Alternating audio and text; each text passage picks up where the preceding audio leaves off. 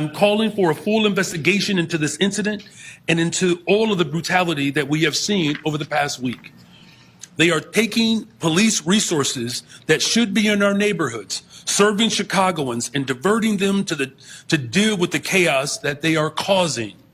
We need ICE out of our city so that we can continue to focus on the strategies that have been working to drive violent crime down. These actions tell us simple truth. If we allow this administration to take away due process for anyone, we will allow them to take away due process for everyone. They told us that this was about the worst of the worst.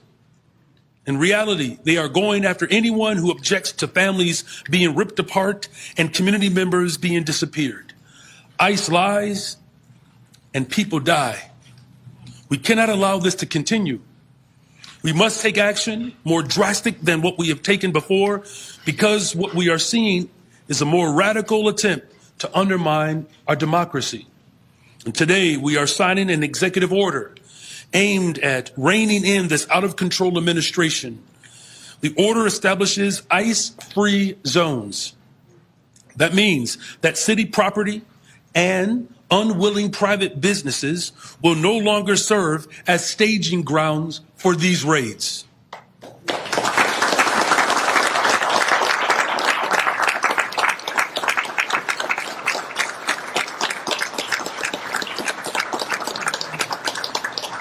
Our school parking lots are not for ICE to load their weapons.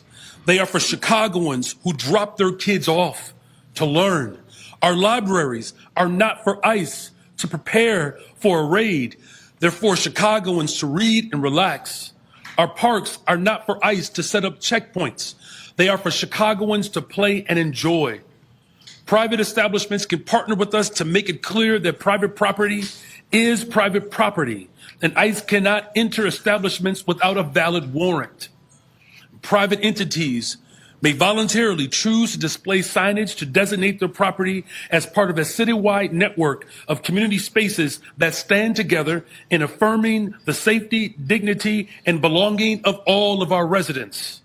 By extending this protection beyond city-owned land, the order builds a broad civic shield that limits the reach of harmful enforcement practices. It strengthens neighborhood solidarity, and it reaffirms Chicago's role as a welcoming city.